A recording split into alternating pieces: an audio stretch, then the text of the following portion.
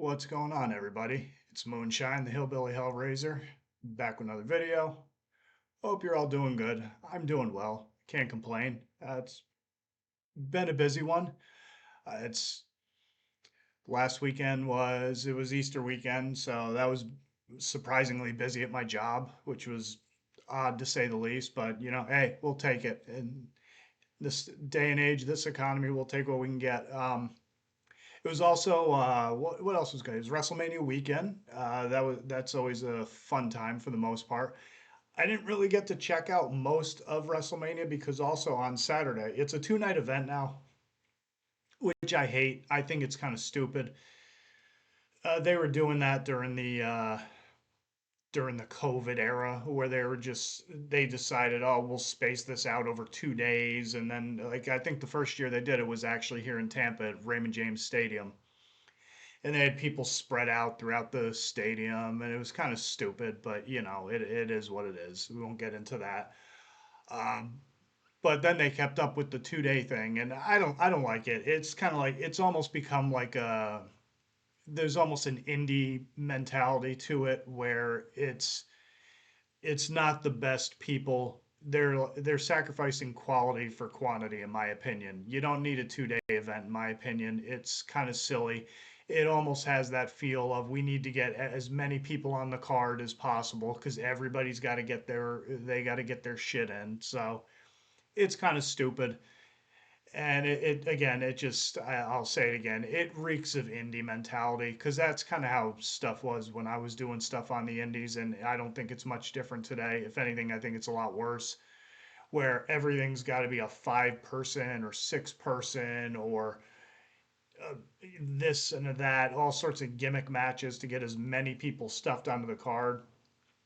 And then there's probably the economic element of some of these people get better payoffs when they're working WrestleMania because it's supposed to be the biggest show of the year. So I imagine some people don't want to be left out. But at the same time, the business should be run in a way that you are making the most exceptional. That is the big show of them all. It's the showcase of the immortals, as it used to be called, the granddaddy of them all. It's supposed to be the show where the best get to be featured. So just having people on the card for the sake of having them on the card is kind of silly to me. But I missed the first night because Saturday night I went out to go see Meshuggah, Cannibal Corpse, and Carcass, which was killer. I really enjoyed it. I posted a couple short videos of some of the live stuff, just because, again, I like doing live reviews and stuff like that, but the sound that I provide is terrible. I hate providing a halfway decent quality video and then the audio is crap. Uh, but that being said, that doesn't mean I'm getting rid of live show reviews altogether because I might actually be doing one this weekend for a show I'm going to tomorrow night. But point being is, yeah, sometimes I don't want to waste people's time with my crappy audio, and I feel like sometimes that's what I'm doing. So, but that's just me. Uh, but it was good overall. Cannibal was great. Carcass was great. Cannibal, I wish would freshen up their set. Anytime they do these support roles, it's pretty much the same set every time, and it's getting to the point where I almost don't even want to go see them anymore until they do. I think it's better when they're headlining, but when they're just doing these support roles for these quote unquote larger acts, I just don't want to see the same set over and over again. But that said, they kill it every time. It's great, but it's like, yeah, okay. I love Scourge of Iron, but okay, I've seen Scourge of Iron how many times? Uh, Corpse Grinder does the same stand up routine between songs every time, throughout the water bottle. People don't catch it. He bashes the local sports team, goes to give them a gift and it's nothing. It's just, it's like, okay, come on. I mean, there were points where I knew where the show was going. So I pretty much, that was when I was taking my bathroom breaks. But yeah, and they were good. And Meshuggah was good. I mean, had all the bells and whistles, had a great light show. They're not my favorite band, but they are very talented and very good at what they do. And the crowd was into it the whole night. So it was good. But tying back to the wrestling thing, so I missed night one. We had night two playing in our break room at my job. One of the staff had Peacock, so she put it on, and I got to bounce back and forth here and there watching some of it. I didn't get to see a lot of it. What I did see, I saw a four-way for the Intercontinental title that had Braun Breaker, which is Rick Steiner's son, Scott Steiner's nephew.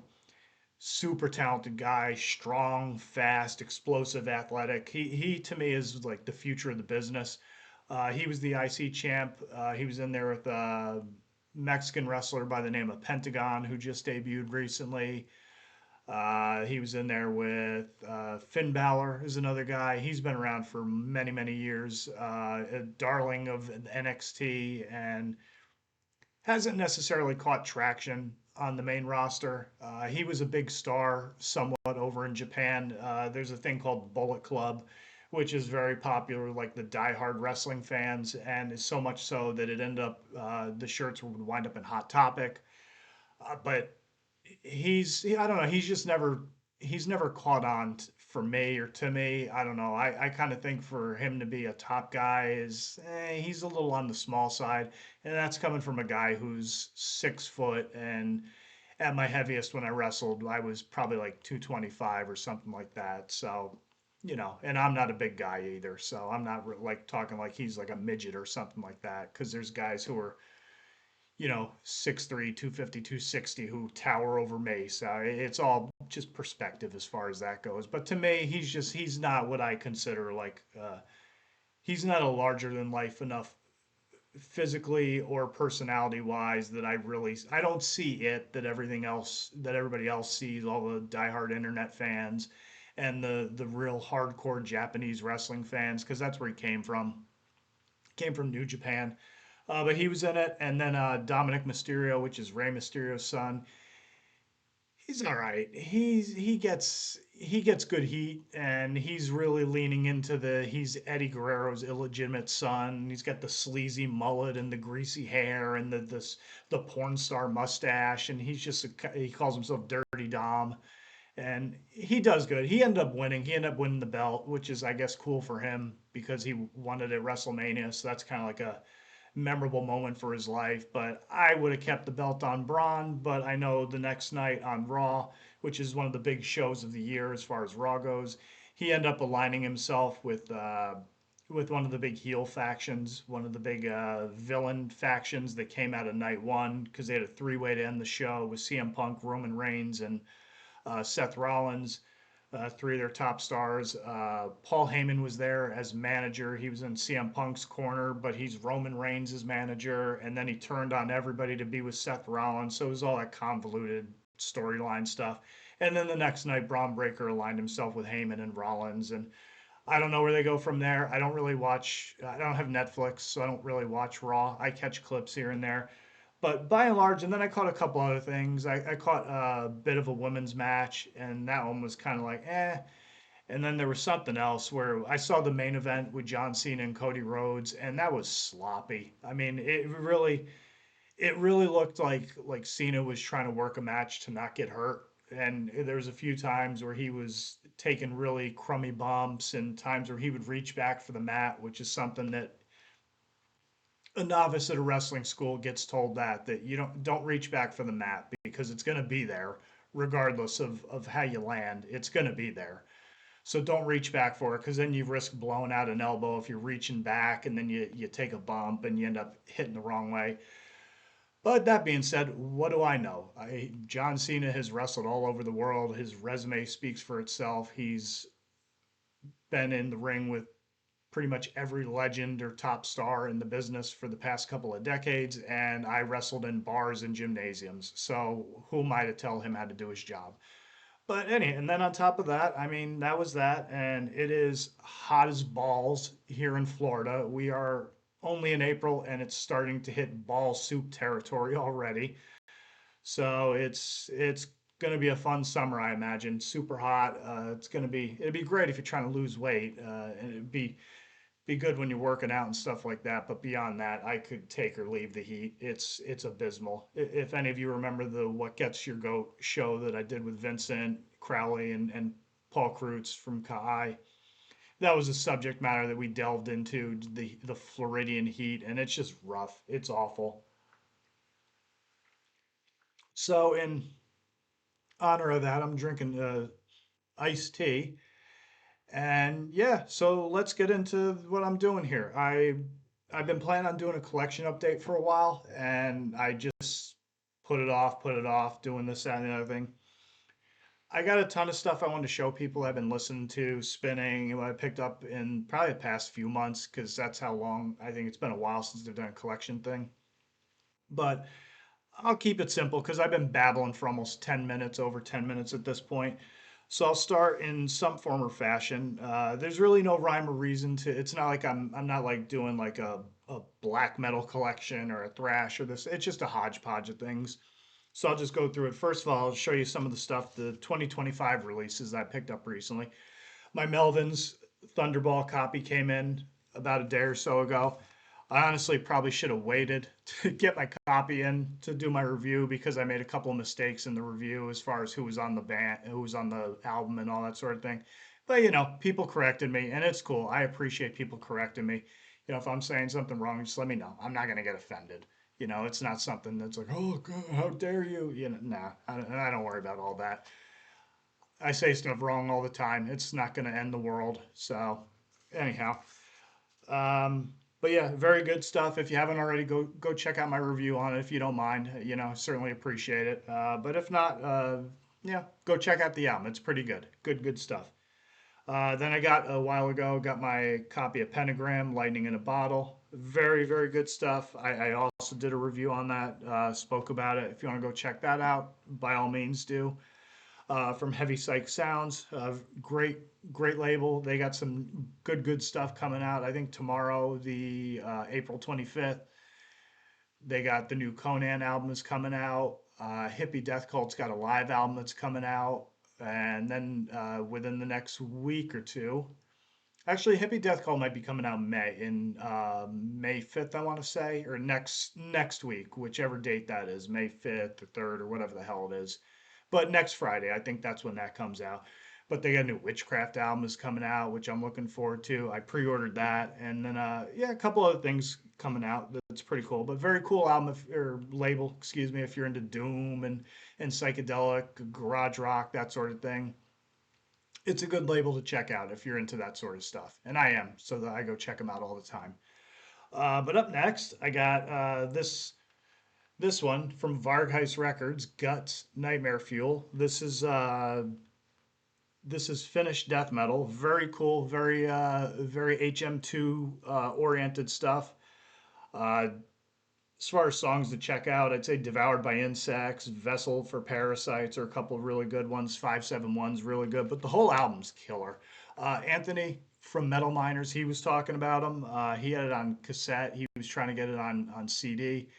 And I told him, I said, bro, go to Vargheist Records Bandcamp, and they've got them there. I wish I'd have known about that because I got it. I got this when they had Justin had a 60% off spring clearance sale going on, and I got it very cheap and was very excited to do that.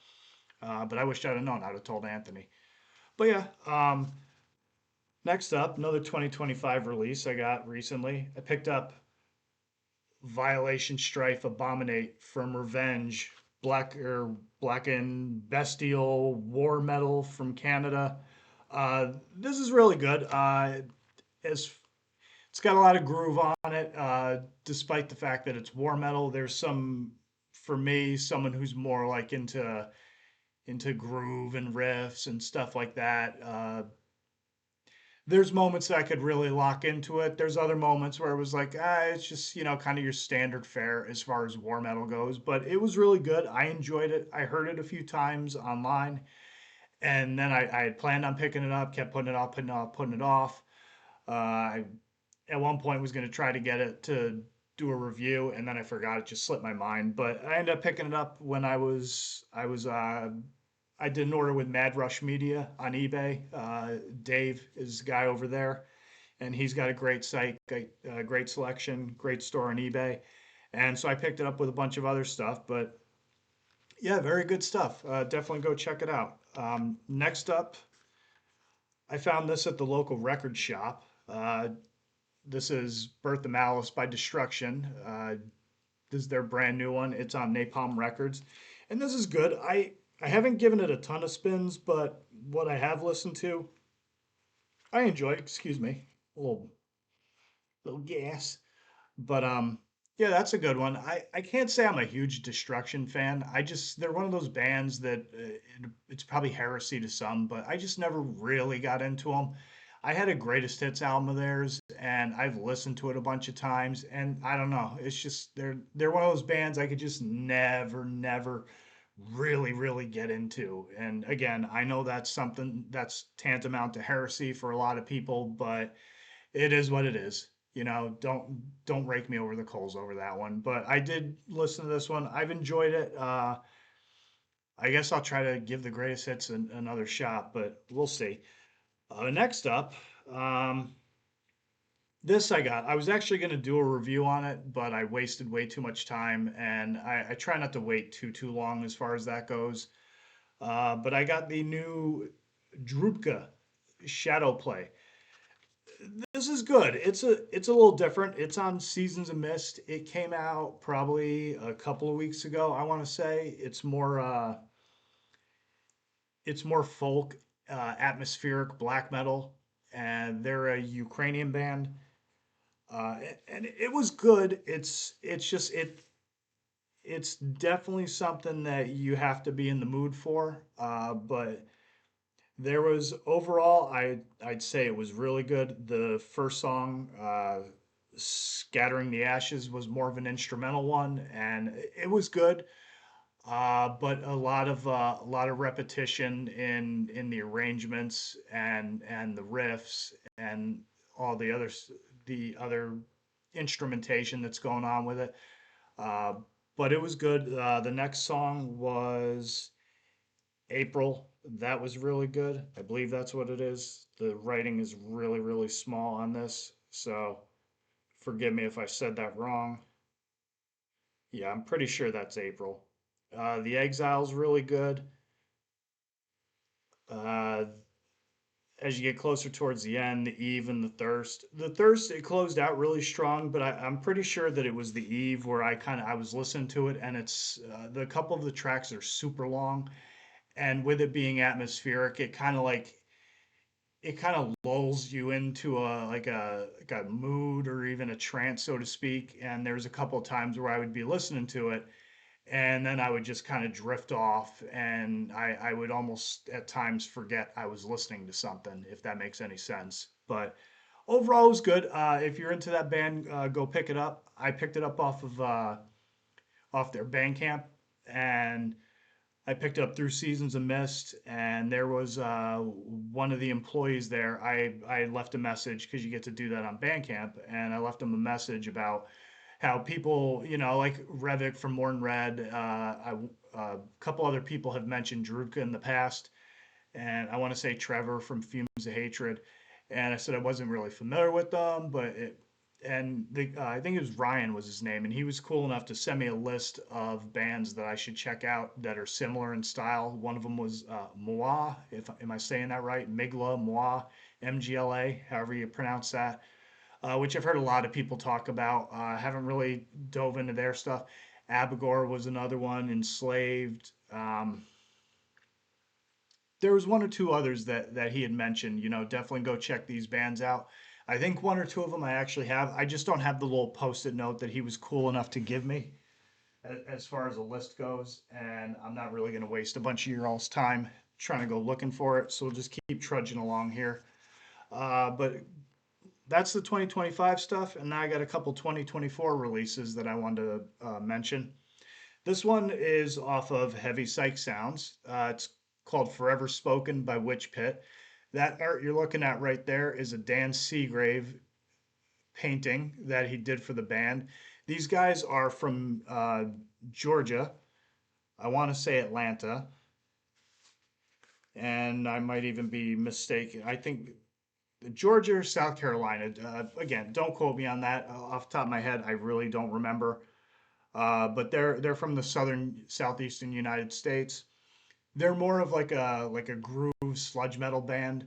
Very much in the vein of Crowbar. I would say if you like a band that is extremely influenced by Crowbar, then Witch Pit would and this album Forever Spoken would be right up your alley. Because that's what it is. It's Crowbar Worship 211. It's got some really, really good tracks on it. The title track, Forever Spoken, is really good. Panacea is really good. New Age Fallacy, Silver Turns to Rust is really good. The drumming on it is phenomenal. I'm going to look real quick for the drummer's name is Jeremy Grobsmith, and he did a fantastic job on this. The whole band is really good, but he's an outstanding player, and his playing really complements this band and this album well. So if you're into stuff like Crowbar, then I would go check this band out, and you won't be disappointed. But if you're one of these people that, well, why would I listen to this band if they sound exactly like this band? They're probably not going to be for you. But then next up, I've had this one for a while, but I keep neglecting to mention it, and not out of spite or anything like that, but I don't have a I haven't had a chance. But Nasty Savage's Jeopardy Room. I got this a while ago from a site called Miami Metal Merchant. The guy Jason who runs it, he runs a very cool website. He's got great selection of stuff. MiamiMetalMerchant.com. If you've never been there, go check it out. Somebody had asked me about picking up Jeopardy Room on vinyl, and I said, go check out his site. He's pretty good about it. Even if he doesn't have it available, if it's a special order, usually he's able to tell you if he can get it or not, and his pricing is pretty decent. It's pretty fair. A lot of stuff he gets are European imports, but he's got a great selection, and I've shopped with him a few times and always had a good experience shopping with him. Never had any issues. The shipping is pretty fast, and he's great with communication and all that sort of thing. But yeah, it was cool stuff. Jeopardy Room is an awesome, awesome album. It's one of those that I really do wish that I would have listened to it before I did my end of year rankings because it probably would have been on there. It's just a fantastic, fantastic album. A great comeback album. Title tracks great. Southern Fried Homicide, Brainwasher, the remake of Witch's Sabbath with the Obit guys is just tremendous. Just killer, killer stuff. Sainted Devil's a closer on it. It's just it's a Nasty Savage album. If you like Nasty Savage, you're gonna love this. It's a great album. I got to see them live in November. Ronnie's a super cool guy. The rest of the band are really cool guys.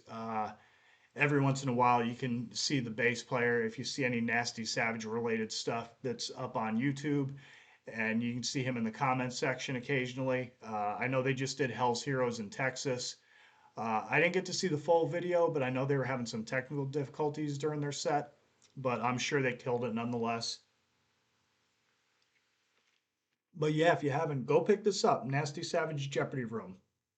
It's on FHM Records. It's a German label, but you should be able to get it fairly easily at this point, I would imagine.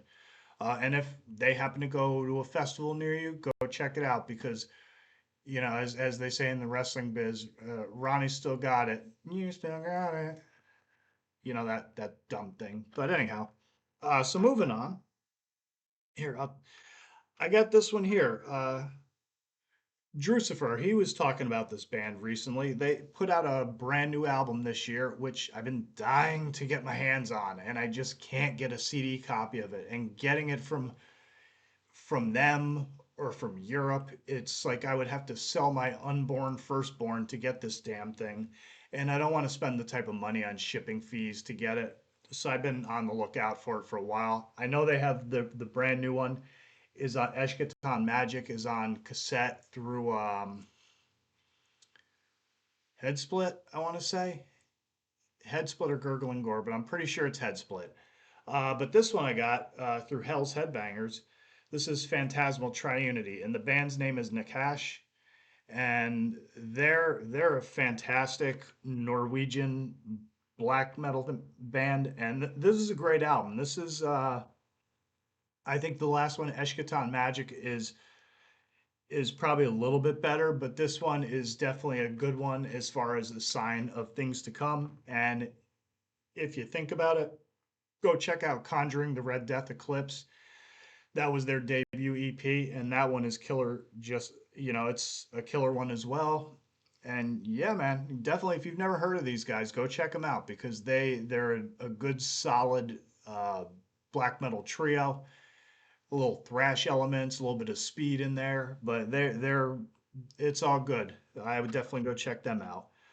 And speaking of stuff that's a little more black and thrash, another band that came out with a new release this year, but I haven't been able to get a copy of that either, is this came off of Gods of War. It's a band, Polish band called Gorada. Hopefully, I'm saying that correctly. I'm not going to try to pronounce the name of the album itself, but this is the really good one. Black and Thrash, another three piece. Very killer stuff. Everything is in Polish, which I'm not going to dare to pronounce. But they're another good, really good band. Again, they put out a brand new album. Not going to try to pronounce that one either. It's in Polish as well. But they're on the Gods of War label. If you can get your hands on that, Gods of War has some pretty decent stuff. There's another band, Scruda.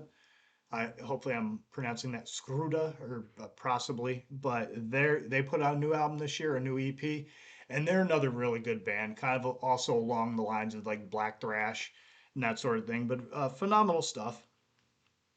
And then going back deep, I found this also at the local record store was Danzig 4.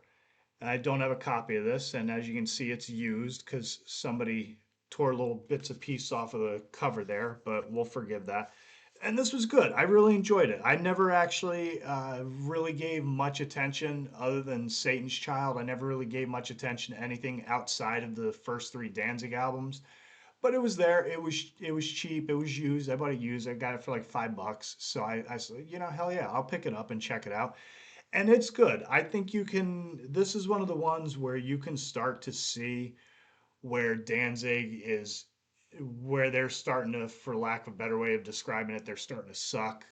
Like maybe he's getting too close to the Hollywood circle where he was starting to film movies, doing prophecy and doing a couple other things. Maybe hanging out in too many goth clubs and friggin' industrial bars and stuff like that. And that's when you start seeing like the club music start bleeding into the music. You can kind of get little hints of it here, little traces of it here, but it's still very much as close to a proper Danzig album, at least in my opinion. I love that classic lineup with John Christ and Eerie Von and Chuck Biscuits. I just think that band was tight as all get out, and it's my favorite version of the band. And yeah, this is a good one. It's definitely one of those where as far as the first four go, it's definitely the last. It's definitely the participation trophy album of the bunch, but it was good nonetheless. And then I think after this one, they kind of started to suck ass a little bit. And Danzig kind of lost his way. I know he's got all sorts of controversy happening in his life right now because he had a black sun on his shirt, and you got a bunch of people are wetting their pants over that, and all these pontificators are making videos about it, and for lack of a better way of describing it, virtue signaling on the internet about they just have to go out there and let you know how much they disapprove.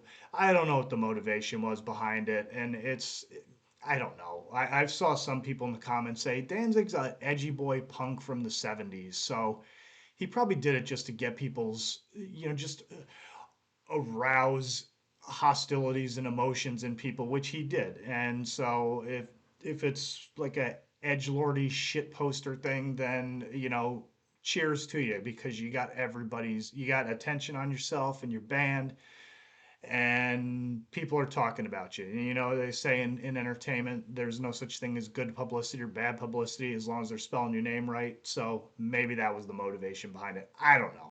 I don't know. That's not for me to decide. But to close out here, I got a couple of Death Doom albums. One is November's Doom. This one here, to welcome the fade This was really good. I haven't listened to this in probably a month or so, but I was listening to it pretty regularly when I got it, and it's a killer album. I would probably say track three, which I can't read because the light is starting to fade in here. Speaking of Welcome to the Fade, uh, that's probably my favorite track on it. But a band who I've heard in the past, I used to own their debut album, and then I sold it years and years ago. I heard Liam from the band Consecration, the Death Doom Metalhead here on YouTube. He was talking about them, and it led to me to go check them out again. And I just so happened to find this at Steelworker Records here in Tampa, and it was $5. And I said, that's cool. I'll snatch this up with the quickness. But that's a really good one. Yeah, definitely if you're into Death Doom, go check these guys out. They're definitely in that My Dying Bride, Paradise Lost, like the good eras of those bands. They're definitely in that vein, and they deliver. They're an excellent Death Doom band with little hints of symphonicness and goth and mirth and morose elements. All the sorts of stuff you'd expect from a Death Doom band.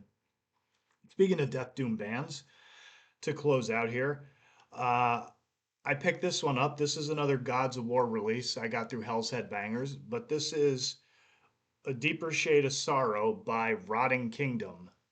This is an excellent Death Doom band as well. I do not have any of the specs in front of me as far as the band goes. I'm sure you could check it out on your own and go look that stuff up. But this is a phenomenal band. I really enjoyed this one. Again, I don't have any notes to tell you about any specific songs, but for the sake of time and being nice to you guys, and also because I gotta go get my stuff out of the laundromat and finish up doing my domestic stuff here at home. But this was an excellent album. Definitely, if you can get your hands on it, go pick it up. I tried to get an additional copy of it for a friend, and they only had the one cassette. So I was like, I guess it was meant to be for me, I suppose. But yeah, so that's some of the collection update I got going for you. I will do a part two at some point. It just depends on when I have time. I probably will be doing a review coming up here pretty soon. Uh, there's some killer stuff coming out tomorrow on April 25th. There's the new Pagan Altars coming out. I know some people aren't going to give a crap about this, but I'm going to give it a go. Ghost is coming out. They got their new album coming out. Machine Head, although I don't know about that one. I'll see. I might check that one out. I might not. I've kind of heard a few songs, and we'll see on that one. But yeah, and there's a few other really good releases coming out this upcoming. I believe Conan is coming out this week. Violence Dimension, that's also coming out this week. And then there's a few others I just can't remember off the top of my head. And there's been some killer stuff coming out all week. Uh, That's actually probably something I could do with stuff that I've heard, but haven't actually haven't purchased or done much more than heard. But new releases that have come out that are really killer that probably should get a little bit of attention placed on them. But we'll get to that in due time. But anyhow, this is Dan Moonshine, the Hillbilly Hellraiser. I've been babbling long enough. You're probably bored to tears at this point, but as always, thank you for joining me on my wasting time or whatever the hell I'm doing here, just babbling nonsensically into a webcam with a microphone and doing that sort of thing. But as always, everybody, have fun, stay safe, and as always, stay sick, stay heavy, stay brutal. Always tuck your chin upon impact. Don't forget to breathe. Have a good one. Take it easy. I'll catch you on the next video. I gotta go get my laundry. All right. Later, gang.